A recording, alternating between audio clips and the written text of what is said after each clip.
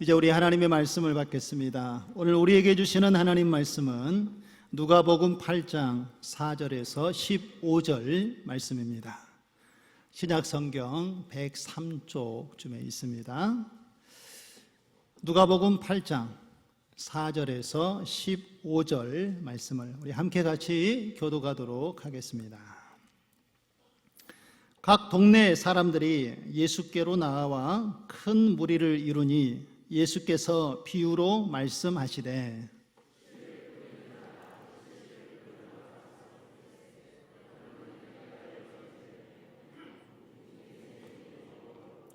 더러는 바위 위에 떨어짐에 싹이 났다가 습기가 없으므로 말랐고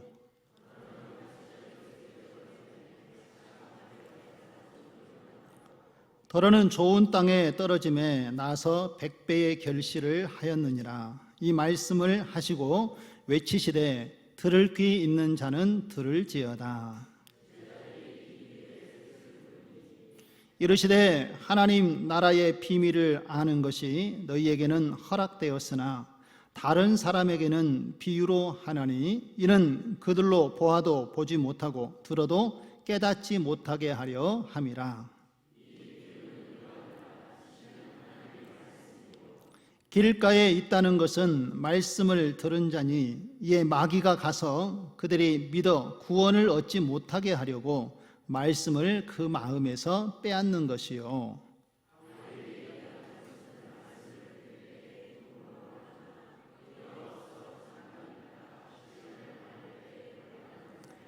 가시떨기에 떨어졌다라는 것은 말씀을 들은 자이나 지내는 중 이생의 염려와 재물과 향락에 기운이 막혀 온전히 결실하지 못하는 자요. 좋은 땅에 있다는 것은 착하고 좋은 마음으로 말씀을 듣고 지키어 인내로 결실하는 자니라. 아멘. 우리 좌우 앞뒤로 한번 인사 나누겠습니다. 주님의 이름으로 사랑하고 축복합니다. 한 번 더 인사하겠습니다. 그리스도 안에서 열매 맺는 삶을 삽시다. 아멘. 여러분 미술관 가보셨지요? 미술관 가면은 여러 화가들의 작품이 걸려 있습니다. 제가 오늘 작품을 하나 보여드릴 테니까 이 작품이 누구의 작품인지 또 이 작품의 제목이 무엇인지 한번 생각해 보시겠습니까? 한번 보여주시겠어요? 미술에 좀 조예가 있고 관심이 있으신 분들은 좀 알 텐데 좀 어렵지요? 작가 이름을 제가 먼저 말씀을 드리겠습니다. 작가는 빈센트 반 고흐입니다. 고흐의 그림인데요. 제목이 뭘까요? 좀 대충 감이 센스가 있으신 분들은 먼저 좀 생각하실 거예요. 오늘 본문에 맞추어서 좀 생각을 해보면 저 땅은 농부에 바친 것 같고 농부가 지금 뭔가를 좀 하고 있는 것 같습니다. 그러면 대충 짐작이 좀 되시죠? 이 작품의 제목은 씨 뿌리는 사람이라는 제목으로 고흐가 그린 작품입니다. 여러분 화가가 그림을 그릴 때에는 그냥 그리지 않지요. 어떤 영감을 얻거나 그리고 이 그림을 통해서 자기의 어떤 세계관을 표시하고 자기의 생각을 사람들에게 이렇게 드러내고 싶어서 이렇게 그림을 그립니다. 그러면 고흐는 어떤 마음으로 이 그림을 그렸을까요? 잘 알 수는 없지만 이 고흐가 자신의 동생 테오에게 쓴 편지의 내용이 있습니다. 아마 이 내용을 우리가 보게 되면 아마 이 고흐가 어떤 마음으로 이 그림을 그렸는지 대략 좀 짐작이 갈 것입니다. 제가 한번 그 편지를 읽어드릴 테니까 여러분 이 반 고흐의 마음을 한번 읽어보시기 바랍니다. 벌판에 씨 뿌리는 사람처럼 나는 하나님의 말씀을 전하는 씨 뿌리는 사람이 되고 싶다. 매일 죄악이 쌓이고 또 대지가 숱한 가시와 엉겅퀴로 뒤덮여 있다고 해도 말이다.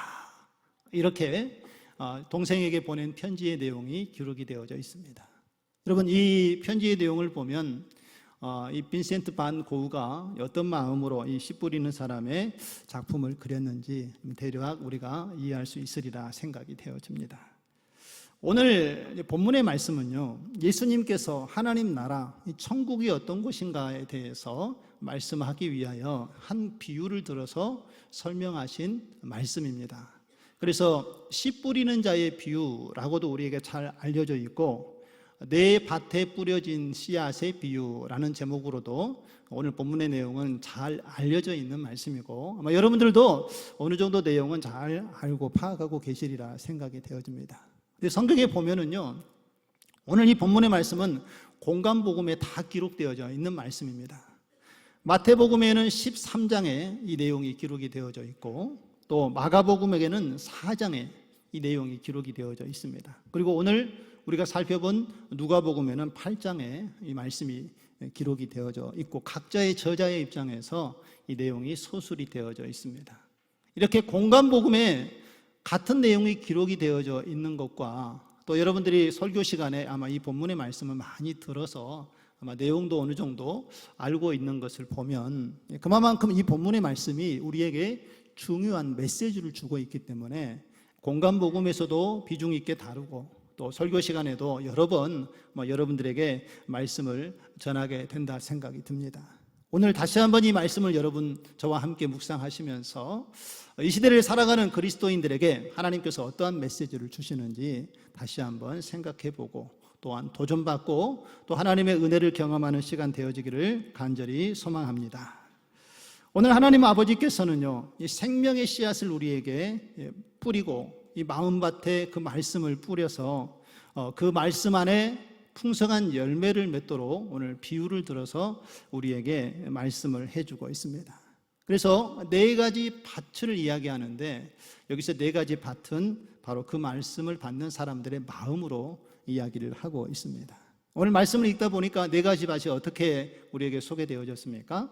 첫째는 길가 위에 떨어진 씨앗에 대해서, 길가에 대해서 이야기를 했죠. 두 번째는요, 바위 위에 씨앗이 떨어졌다라고 얘기하는데, 다른 복음서에 보면은 이 바위 위를 돌짝밭이라고 이렇게 표현을 했습니다. 같은 의미이고요.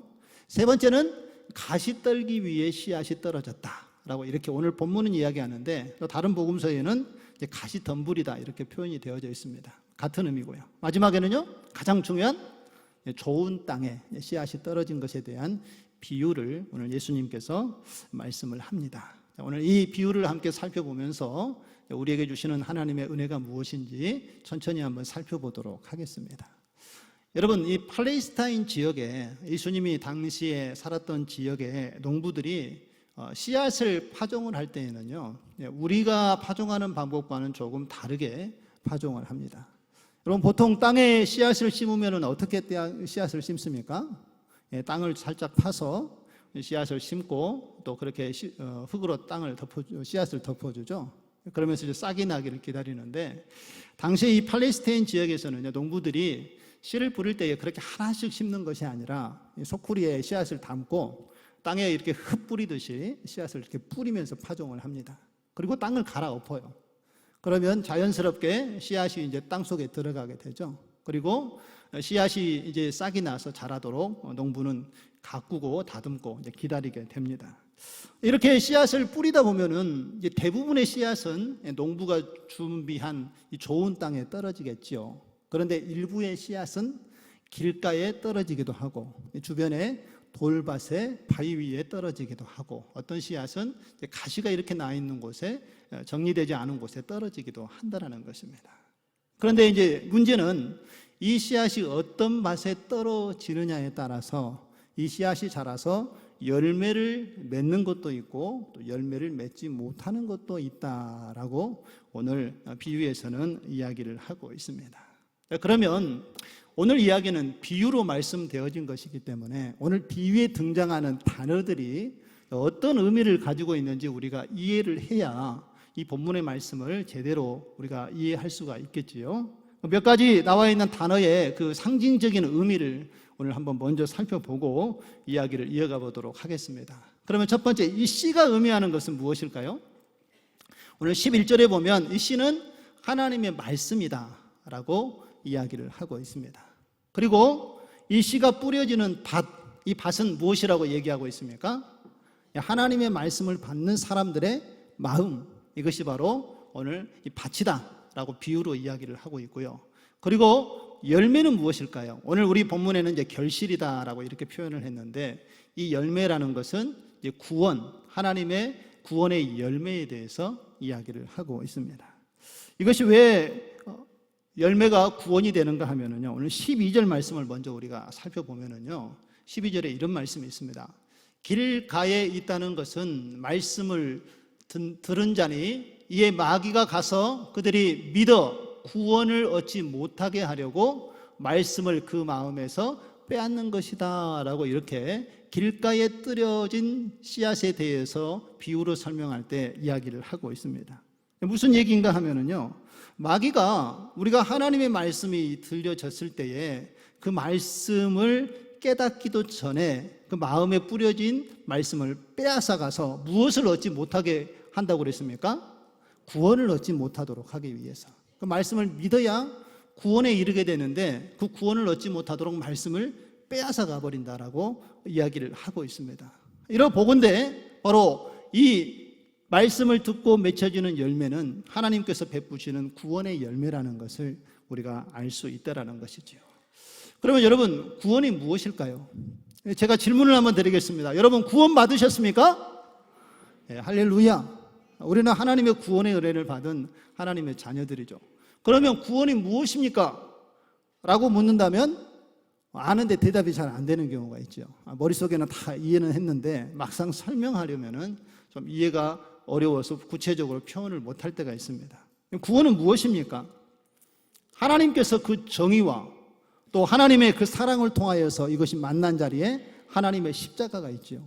예수 그리스도의 십자가의 그 죽으심과 부활을 통해서 우리의 모든 죄가 깨끗하게 씻음을 받고 우리가 예수 그리스도를 믿고 구원에 이르는 것, 바로 이것이 하나님께서 우리에게 주시는 구원임을 믿으시기를 바랍니다. 우리는 그 믿음을 통하여서 하나님의 특별한 자녀가 되었고 하늘의 은혜와 권세를 누리며 살아갈 수 있는 하나님의 백성이 되었음을 믿으시기 바랍니다. 이것이 바로 우리에게 주어진 하나님의 구원의 은혜인 것이지요. 자, 그렇다면 오늘 이 구원의 자리로 우리가 나아가는데 오늘 씨 뿌리는 자의 비유가 무엇을 우리에게 말씀하고 있는지 오늘 예수님께서 하시는 말씀의 비유의 뜻을 함께 천천히 이제 살펴보도록 하겠습니다. 여러분, 오늘 우리가 말씀을 읽으면서 이 씨 뿌리는 자의 비유를 볼 때에 뭔가 좀 공통점이 있다라는 것을 여러분 읽으면서 캐치를 생각해 보셨습니까? 말씀을 읽다가 보면은요, 우리가 한 가지 공통점이 있다라는 것을 발견합니다. 4가지 밭에 뿌려진 씨앗의 공통적인 특징은 무엇일까요? 그 공통적인 의미는 이 하나님께서 주시는 씨앗이 모든 땅에 뿌려졌다라는 것입니다. 그리고 이 말씀이 모든 땅에 뿌려졌다라는 것은 말씀이 아까 뭐라고 그랬습니까? 씨앗이고 하나님께서 주시는 생명의 양식이라고 하지 않았습니까? 그래서 모든 사람이 하나님의 말씀을 다 들었다라는 것이 공통적인 이야기입니다. 그런데 문제는 그 말씀이 어디에 떨어졌냐에 따라서 열매가 맺혀지기도 하고 또 열매가 맺혀지지 않는다라는 것을 오늘 비유가 우리에게 말씀을 하고 있지요. 그러면 어떤 밭에 열매가 나타나고 어떤 밭에 열매가 나타나지 않은지 오늘 비유를 함께 생각해 보겠습니다. 먼저 길가에 떨어진 밭의 열매는 어떻게 되었을까요? 오늘 12절의 말씀에 보면은요, 씨앗이 길가에 떨어졌다라는 것은 그 사람의 마음이 굳게 그의 마음을 걸어 잠그고 있어서 이 복음을 받아들이지 않는 사람의 마음의 상태를 이야기하고 있는 것입니다. 쉽게 얘기하면 주일날 이렇게 와서 하나님께 예배를 드리는데요, 하나님의 말씀을 듣고자 하는 마음의 준비가 전혀 안 되어 있는 사람들이 있습니다. 그냥 생각은 온갖 다른 곳에 다 가 있고 하나님의 말씀이 나와 전혀 상관없이 그냥 예배 시간에 이 자리에 앉아 있는 사람을 이야기하는 것이지요. 그런데요, 오늘 성경에 보면 예수님께서 이 비유를 통해서 왜 하나님의 말씀을 받아들이지 못하고 있는가라고 이유를 설명하시는데, 그 이유는 사단 마귀가 그 말씀을 마음에 받지 못하도록, 그 말씀이 뿌려지자마자 그것을 빼앗아 가기 때문이라고 말씀을 하고 있습니다. 씨앗이 뿌려졌을 때에 새가 와서 그 씨앗을 먹어버렸다라고 비유의 처음에 시작을 하지 않습니까? 바로 이 씨앗을 먹은 새는 바로 사단 마귀를 이야기하는 것이죠. 그래서 하나님의 말씀을 들어도 그 말씀이 마음속에 자리 잡지 못하도록 하나님께서 우리에게 그 은혜를 누리지 못하도록 주신 은혜를 막고 있는 것이 사단 마귀다라고 예수님은 비유로 이 길가에 뿌려진 씨앗의 사람들의 마음에 대해서 이야기를 하고 있습니다. 다음에 두 번째, 바위 위에 떨어진 씨앗의 사람들의 마음은 어떻습니까? 오늘 13절의 말씀에 보면은요, 바위 위에 떨어졌다라는 것은 사람이 하나님의 말씀을 들었을 때에 즉시 기쁨으로 그 말씀을 받는 사람에 대해서 이야기를 하고 있습니다. 그런데 문제는요, 하나님의 말씀을 즉시 듣고 기쁨으로 받기는 했지만 살아가다 보면서 어려운 문제가 생기고 갑자기 어떤 시험이 닥쳐올 때에 하나님의 말씀을 쉽게 잊어버리고 그냥 세상으로 다시 돌아가는 사람을 바로 이 바위 위에 뿌려진 씨앗의 사람의 마음으로 이야기를 하고 있습니다. 왜 그럴까요? 이 사람은요, 하나님보다도 세상에서의 삶에서 겪고 있는 이 어려운 문제, 고통, 고난, 이것들이 더 커 보이기 때문에 하나님을 의지하지 못하고 하나님께로 왔다가 말씀의 은혜를 잠깐 받았지만 세상에 문제가 생기면 다시 그쪽으로 돌아가는 그런 믿음이라고 이야기를 하고 있습니다. 여기에 열매가 나타날 수가 없겠지요. 그리고 세 번째, 가시떨기에 떨어진 씨앗에 믿음을 가진 사람의 마음은 어떻습니까? 14절의 말씀에 보면 이 가시떨기에 떨어졌다는 것은요, 하나님의 말씀을 통해서 예수 그리스도를 믿지만 이 사람의 마음속에는요, 염려와 또 걱정, 세상의 재물, 향락 이런 것들이 그의 마음에 가득한 사람이기 때문에 이 사람도 하나님보다 그것을 더 깊이 높게 생각하고 있기 때문에 하나님 앞에 나와서 열매 맺지 못하는 삶을 산다라고 이야기를 하고 있습니다. 이런 사람이죠. 주일날 어떤 회사에 그리고 집안에 어떤 문제가 생겼습니다. 그러면 그 문제를 먼저 해결을 해야 돼요. 그래서 주일날 예배하지 않고 문제를 해결하러 먼저 가고 해결하면 그때와 다시 예배를 드리러 옵니다. 친구들이 낚시 가자고 골프 가자고 얘기하면 그것이 우선인 거예요. 먼저 그 약속을 하고 예배는 나중에 와서 또 드리면 되지 하는 이러한 생각을 가지고 있는 사람이 바로 가시떨기에 떨어진 사람의 마음의 밭이라고 이야기를 하고 있습니다. 마찬가지로 여기에도 하나님께서 원하시는 열매가 나타날 수가 없겠지요. 자, 지금까지 저희는 이제 열매 맺지 못한 사람들의 삶에 대해서 비유를 살펴보았습니다. 여기서 우리가 한 가지 기억해야 될 중요한 사실은요, 우리가 그리스도인으로 살아가다 보면은 하나님께서 원하시는 열매를 맺어야 되는데 그것을 방해하는 장애물들이 우리의 삶 가운데 항상 존재한다는 것을 우리가 잊지 말아야 한다는 것입니다. 여러분, 신앙생활을 오래 하다 보면은요, 벌써 우리 신앙생활을 30년, 40년, 50년 이상 하신 우리 성도님들이 계시지 않습니까? 오래 신앙생활을 하면은 하나님 앞에 열매 맺는 삶에 있어서 그 장애물들이 다 사라지고 없어집니까? 네, 그렇지 않지요.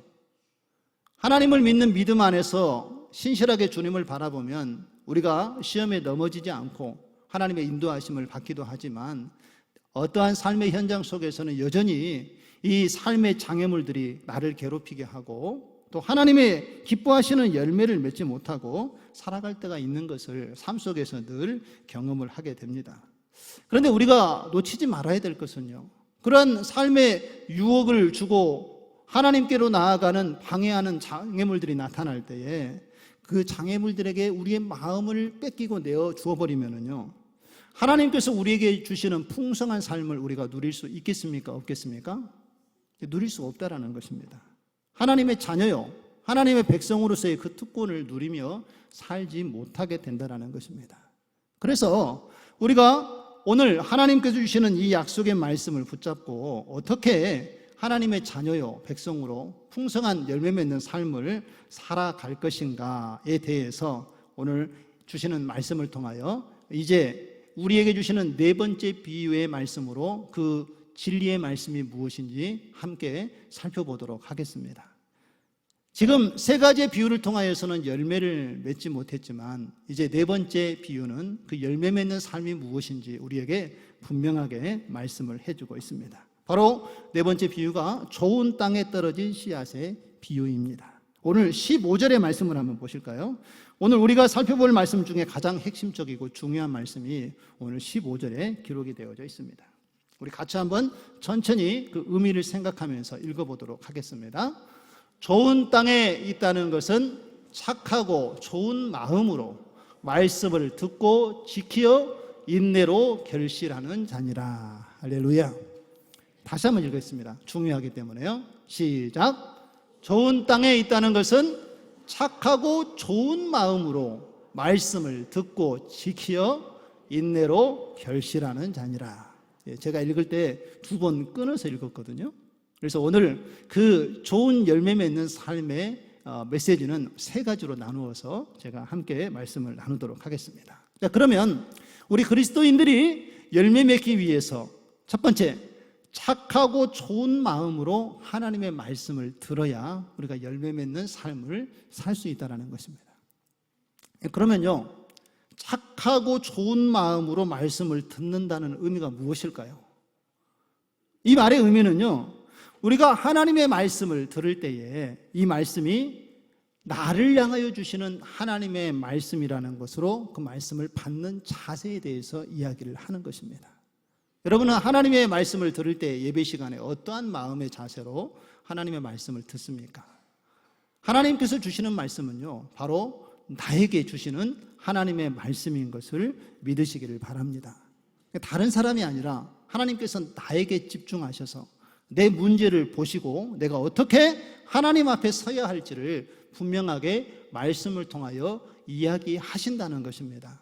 그런 믿음이 있을 때에 우리는 하나님의 말씀을 통해서 우리에게 주시는 진리의 메시지가 무엇인지 깨닫게 되고 그 은혜를 풍성히 누리며 살아갈 수 있는 우리의 모습이 될 줄로 믿습니다. 나를 향하여 주시는 말씀으로 우리가 말씀을 받지 않게 되면요, 어떤 문제가 생기는 줄 아십니까? 하나님의 말씀이 우리의 마음속에 들어와서 이제 선한 영향력을 나타내는 믿음의 열매가 돼야 되는데 그 하나님의 말씀을 내가 기대하지 않고 받지 않으면 마귀가 와서 그 말씀을 가로챈다라는 것입니다. 오늘 그 새가 와서 씨앗을 먹어버리는 것처럼 하나님의 말씀을 기대하지 않고 나에게 주신 말씀으로 생각하지 않으면 이 말씀이 우리 안에 뿌리 내려 열매를 맺지 못하게 된다는 것을 분명하게 말씀을 하고 있습니다. 왜 그렇습니까? 사단은요, 우리가 하나님의 말씀에 뿌려진 씨앗의 열매를 맺는 것을 가장 싫어하는 존재이기 때문에 그렇습니다. 하나님께서 기뻐하시는 일을 하는 것을 누구보다도 싫어하는 존재가 사단 마귀의 존재입니다. 그래서 우는 사자와 같이 두루 삼킬 자를 찾아다닌다라고 말씀하고 있지 않습니까? 마귀의 속성은요, 거짓말을 하게 되고 또 우리를 서로 비방하게 만들고 형제들이 서로 참소하게 만들고 성도들 사이에 서로를 적대하게 만드는 그러한 분열을 조장하는 역할을 사단이 하고 있다는 것입니다. 우리가 하나님의 말씀을 기대하지 아니하고 하나님을 바라보면서 이 말씀이 내게 주시는 말씀이 아니다고 생각할 때에 우리의 마음에 나도 모르는 사이에 이 사단의 생각이 들어오게 된다는 것입니다. 그리고 말씀에 집중하지 못하고 말씀의 길을 걸어가지 못하게 된다는 것이죠. 그러나 오늘 저와 여러분이 기억하셔야 될 것은 오늘 우리에게 주시는 이 말씀은 하나님께서 나를 사랑하셔서 내 안에 하나님의 말씀을 가지고 그 말씀대로 살아가도록 하기 위하여서 우리에게 하나님께서 직접 들려주시는 말씀이라는 것을 기억하고 주님을 바라볼 때에 하나님께서는 우리를 통하여서 그 열매가 나타나도록 우리의 삶을 이끄시고 인도해 주실 줄로 믿습니다. 그래서 오늘 이 시간에 또 모든 하나님께 예배의 시간에 여러분들이 하나님을 바라볼 때에 착하고 좋은 마음, 오늘 하나님께서 내게 주시는 말씀이다 생각하고 그 말씀을 받음으로 우리의 삶 가운데 하나님께서 원하시는 풍성한 열매가 나타나기를 주님의 이름으로 축원드립니다.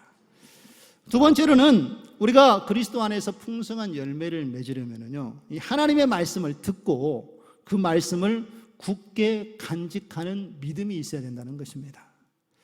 여러분 초대교회에 보면은요, 하나님의 보내주신 영이 사도들에게 임했을 때에 그들을 통하여서 얼마나 풍성한 복음의 열매가 나타났습니까? 베드로가 나가서 하나님의 말씀을 선포하자 하루에 3,000명씩 5,000명씩 회개하고 하나님께로 돌아오는 놀라운 역사가 나타났습니다. 그래서 곳곳에 교회가 세워지고 많은 성도들이 하나님의 이름으로 모여서 하나님을 찬양하고 예배하지 않았습니까? 그런데 로마에서 이 기독교인들을 핍박하기 시작했습니다. 박해하고 그들을 괴롭히는 일이 있을 때에 적지 않은 성도들이 믿음을 버리고 그 신앙을 떠났던 사람들이 있었다라고 초대교회 역사의 이야기를 하고 있습니다. 사도 바울은 디모데후서 4장 6절에 이렇게 그 상황을 전달을 하고 있습니다. 내가 처음 변명할 때에 나와 함께한 자가 하나도 없고 다 나를 버렸으니 라고 이렇게 이야기를 하고 있지요. 적지 않은 믿음의 사람들이 그 핍박 속에 믿음의 신앙을 버렸다라고 바울이 이야기하고 있는 것을 볼 수가 있습니다. 초대교회뿐만 아니라 오늘날 이 시대에도 우리가 살아가는 이 현장 속에서도 이와 같은 일들이 적지 않게 일어나고 있습니다. 우리 주변의 모습만 봐도 쉽게 알 수 있지 않습니까? 어제 오늘 함께 예배를 드렸던 우리 사랑하는 성도들, 이웃들이 어느 순간 교회에 보이지를 않습니다. 돌이켜보니까 교회의 마음을 벌써 버리고 세상에서 살아가고 있는 사람들이 우리 주변에 종종 보이지 않습니까? 여러분, 이와 같이 되는 그 원인이 무엇일까요? 왜 우리가 끝까지 하나님의 말씀을 지키지 못하고 이렇게 다시 세상으로 돌아가게 되는 문제에 직면을 하게 될까요? 바로 그 이유는 하나님의 말씀을 감정으로 받고 또 그렇게 믿었기 때문에 우리가 이 말씀을 끝까지 지키지 못했다는 것입니다.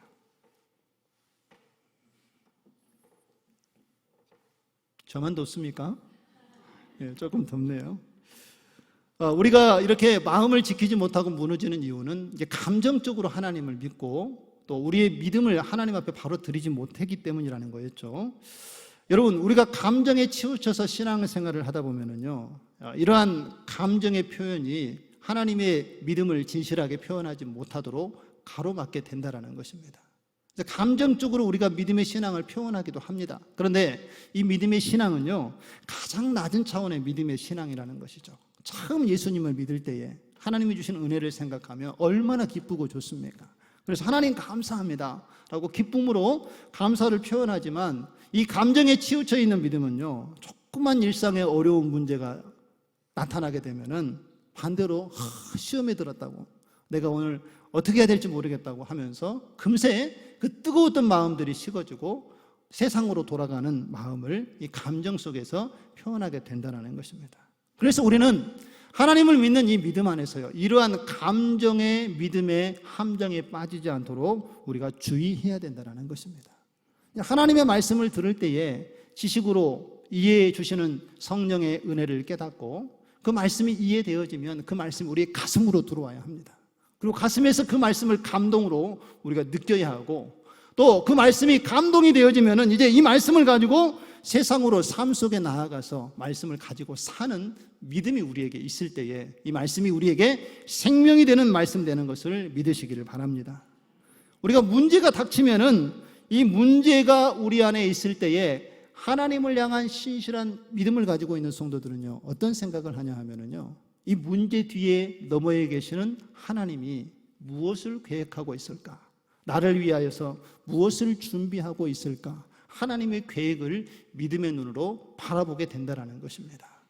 이 어려움 때문에 내가 낙심하는 것이 아니라 하나님께서 왜 내게 이러한 시험과 어려움을 주셨을까? 나를 어떤 모양으로 단련시키고 연단시키기 위하여서 나에게 이러한 어려운 과정을 맞이하게 했을까라는 믿음으로 하나님의 계획과 섭리를 바라보는 믿음이 우리 안에 나타나게 된다는 것입니다. 그 믿음을 가지고 하나님을 바라보는 사람은요, 하나님께서 준비하신 놀라운 일들을 경험하게 되고 그 구원의 은혜의 자리로 나아갈 수 있는 하나님의 축복을 받아 누리게 되는 것을 믿으시기를 바랍니다. 그래서 야고보 사도는요, 행함이 없는 믿음은 죽은 믿음이다 라고 우리에게 말씀을 하고 있습니다. 우리의 감정과 느낌에 따라서 신앙생활을 하는 것이 아니라 하나님의 말씀의 근거에서 믿음으로 하나님을 바라보며 섬기는 가운데에 우리의 삶 가운데 하나님이 주시는 그 풍성함을 누릴 수 있는 저와 여러분 되어지기를 주님의 이름으로 축원드립니다. 마지막으로 우리가 그리스도 안에서 풍성한 삶의 열매를 누리려면요, 이 하나님의 말씀을 듣고 잘 견디는 믿음이 필요합니다. 여기서 견딘다라는 것은 인내하는 마음을 이야기하는 것이지요. 우리가 하나님의 말씀을 듣는 일에 얼마나 열심입니까? 그리고 그 말씀을 듣고 또 말씀대로 살아가려고 애쓰는 우리 성도들의 마음을 늘 예배 시간에 여러분들의 예배하는 그 모습을 통하여 매주 저는 보게 됩니다. 그래서 새벽에 기도할 때에 또 미스바 기도할 때에 빠지지 않고 기도하는 것은요, 여러분들이 주일에 받았던 말씀 또 매일의 삶 속에서 묵상하신 그 말씀들이 여러분들을 이끌어가는 생명의 말씀 되게 하여 주시고, 하나님 세상에 넘어지지 않고 오늘도 진리의 말씀으로 세상에서 우리 사랑하는 성도들 믿음으로 이기게 하여 주시고, 어려움 닥쳐도 하나님께서 이끌어 주시는 그 믿음으로 하나님을 온전히 믿고 사랑하며 섬길 수 있는 우리 성도들 되게 해달라고 저는 날마다 기도하고 있습니다. 그렇게 또 여러분들이 몸부림치고 그 믿음을 지켰기 때문에 이렇게 주일날 주님 앞에 나와서 하나님께 예배하게 된 줄로 믿습니다. 중요한 것은요, 견디는 거예요. 우리 삶 가운데 어려움이 오더라도 그 고난 뒤에 우리의 삶을 이끌어 가시는 하나님을 바라보고 인내할 때에 하나님께서는 그 고난의 끝에 영광을 우리에게 보여주실 줄로 믿습니다. 농부가 농사를 지을 때요, 항상 좋은 날만 있겠습니까? 햇볕이 나기도 하고 또 비를 주어서 농작물이 잘 되기도 하지만 어느 해에는 가뭄이 와서 농작물에 결실을 얻지 못할 때도 있고, 어느 해에는 비가 너무 많이 와서 홍수가 나서 열매를 많이 거두지 못할 때도 있습니다. 그러나 농부는 실망하고 좌절하지 않습니다. 다시 그 결실을 얻을 때까지 주신 것에 감사하고 그 다음에는 더 많은 것을 주실 하나님을 기대하고 인내하면서 또 부어주실 하나님의 은혜를 기대한다는 것입니다. 우리의 신앙 속에서도 어려움이 닥칠 때에 이 신앙의 결실의 열매를 주시는 하나님을 바라보면서 끝까지 믿음으로 인내하는 저와 여러분 되어지기를 주님의 이름으로 축원드립니다. 그렇다면 이제 오늘 말씀의 결론을 내리도록 하겠습니다. 이처럼 우리가 흔들리지 않는 마음으로 하나님의 말씀을 받고요, 그리고 믿음을 지키는 자에게는 그러면 어떠한 하나님의 축복이 주어질까요? 바로 풍성한 삶의 열매를 하나님께서 주신다는 것입니다. 마가복음 4장 20절의 말씀을 한번 보실까요? 우리 한번 같이 읽도록 하겠습니다. 좋은 땅에 뿌려졌다라는 것은 곧 말씀을 듣고 받아 30배나 60배나 100배의 결실을 하는 자니라. 할렐루야. 약속의 말씀을 듣는 자에게는 하나님께서 그 믿음의 신실함을 보시고 하나님께서 열매를 나타나도록 그의 삶을 이끌어 주신다는 것입니다. 우리 사랑하는 성도 여러분, 오늘 이 시간 우리가 지금까지 예수님께서 하신 네 종류의 밭에 대해서 비유를 살펴보았습니다. 이제 우리는 눈을 돌려서 우리의 자신을 돌아볼 시간입니다. 그렇다면 저와 여러분은 오늘 이 네 가지 밭 중에 어떤 밭의 상태의 마음을 가지고 있습니까? 아마 누구든지 어떠한 상태의 밭에 다 하나쯤 여러분의 상태가 놓여 있으리라 생각이 되어집니다. 어떤 분은 아주 좋은 밭으로 그 말씀을 지금도 받고 은혜를 누리는 사람도 있을 것이고, 어떤 분은 길가의 문제로, 어떤 분은 돌짝밭에서, 어떤 분들은 가시떨기 나무 아래 우리의 마음들이 놓여서 괴로움과 고난의 연속을 겪고 있을지도 모르겠습니다. 그런데 이 시간에 내가 어떠한 밭과 같은 마음을 가지고 있는지 스스로를 점검할 때에 우리는 좋은 밭으로 나아갈 수 있는 성령의 인도하심을 받게 될 줄로 믿습니다. 내 자신을 하나님의 말씀의 영혼의 거울로 비춰보아야 우리는 하나님의 은혜의 보좌로 나아갈 수 있는 하나님의 인도하심을 받게 된다는 것입니다. 내가 길가와 같은 마음을 가지고 있고, 내가 바위 위에 돌짝밭과 같은 그런 마음을 가지고 있고, 가시떨기와 같은 마음의 상태를 가지고 있으면서도 유대 종교 지도자들 바리새인과 서기관들과 같이 내 삶에는 아무런 문제가 없는 것처럼 그저 그렇게 방심하며 우리가 시간을 보내게 된다면 우리는 이후에 커다란 문제에 직면하게 될 것입니다. 회복하기 어려운 상황에, 우리의 상태, 영적인 상황에 놓이게 된다는 것이죠. 오늘 이 시간 믿음으로 결단하는 저와 여러분 되어지기를 소망합니다. 이 시간에 우리의 마음을 하나님 앞에 드려야 됩니다. 내일이 기회에 다시 우리에게 주어지는 새로운 삶이 있을 거야 라는 이 사단의 속삭임에 유혹에 넘어가지 않는 저와 여러분 되어지기를 소망합니다. 누구에게도 내일은 불확실합니다. 그러기에 오늘 우리가 하나님의 말씀을 받고 하나님께서 우리에게 들려주시는 하나님의 음성을 들었을 때에 그 즉시 하나님의 말씀에 우리가 믿음으로 반응하고 주님을 바라보아야 한다는 것입니다. 버릴 것은 버리고 취할 것은 취하고 하나님 앞에 서서 하나님의 자녀답게 내 삶을 내어드릴 때에 하나님께서는 우리의 삶을 통하여 영광을 받으시고 기뻐하시는 그 열매가 풍성히 나타나도록 우리의 삶을 이끌어 주실 줄로 믿습니다. 오늘 하나님의 말씀을 바르고 착한 마음으로 받아서 그 말씀을 마음에 깊이 간직하시고 끝까지 견디어 인내하는 가운데에 오늘 하나님께서 우리에게 주시는 풍성한 삶을 누리며 살아갈 수 있는 저와 여러분 되어지기를 주님의 이름으로 축원드립니다. 우리 다 일어나셔서 우리 함께 마지막 찬양 올려드리고 오늘 주신 말씀 붙잡고 하나님께 기도하며 나아가도록 하겠습니다. 우리 가사를 생각하시면서 함께 찬양으로 주의 이름을 높여드립니다.